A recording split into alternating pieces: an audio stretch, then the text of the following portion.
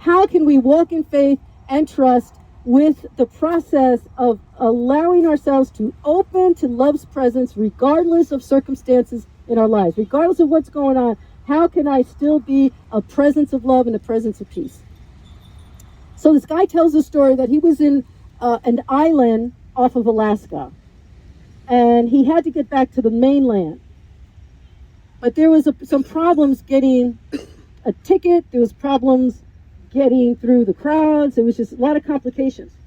So this guy comes up to him and his business partner, and he tells him that he's a private pilot, and that for half the price of the ticket that he's going to stand in line for the next 2 hours and maybe even miss his flight, he can take them in a private plane over to the mainland. So they go to the corner to discuss it because, of course, they're thinking, can we trust this guy? Like, is this real? It seems almost too good to be true. So the guy shows him his credentials, and he says, look, I'm leaving. I'm leaving anyway. If you want to get on the plane, you can get on the plane. So finally they decide to go with him.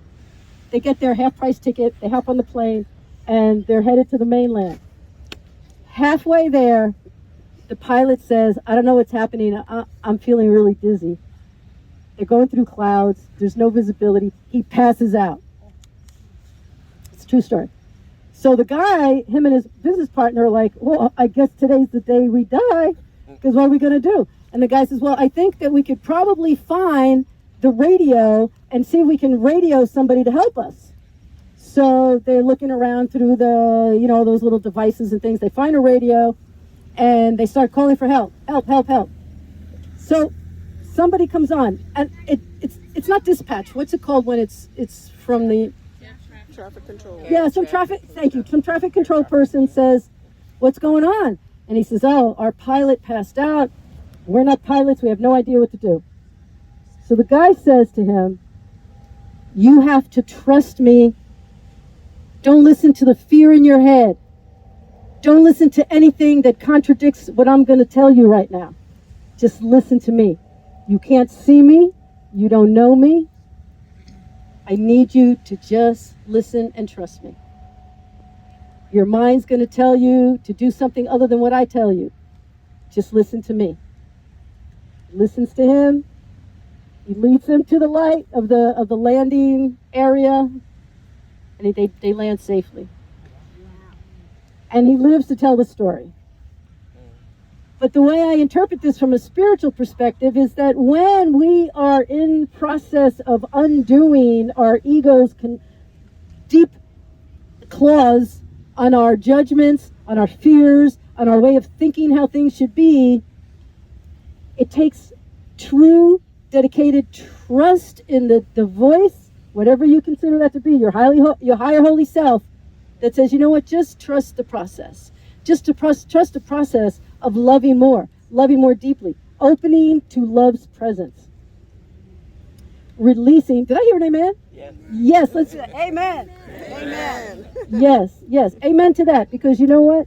What do we ultimately want? No matter who you are, and no matter who you know, even if it's people you don't know or don't like, everybody wants peace. Everybody wants to feel deeply peace. And I sometimes, when I'm aggravated with someone, I have to close my eyes and say, this person in front of me wants what I want. I want peace. We might see it differently. We might approach it differently. We might have different ideas of what that is or how that's supposed to look. But if I can melt away the coldness of my heart that says it has to show up a certain way, and I just trust the voice that tells me that, yes, I have it within me to rise higher, pray harder, forgive steadily, and love readily, then I will see the effects of that as peace within me, regardless of what I may have judged to be harmful to my own ego or my own perspective of how I want things to be. So tonight, that's what we're going to be thinking about as we go into meditation. We're going to go into our own minds, our own hearts, and our own way of processing this concept of, is there something in me? Is there something that is blocking my ability to love more deeply? To be open to love's presence is to be open to the guidance that is in our mind that quietly speaks. Because you know what? Ego speaks loudest. Our ego is the loudest speaker.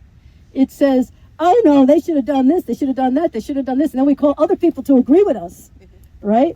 Did you hear what she said to me? We do that because we want to feel feed the part of us that wants to hold on to our concept that is not yet ready to love and to thaw out our heart and to rise higher through the process of allowing peace to be the ultimate goal, the true goal. So tonight, as we go into our meditation, that's all you have to do. You just have to ask yourself, what is it that is blocking within me love's presence, the voice of the divine, the part of me that really does want to show up more peacefully and more lovingly?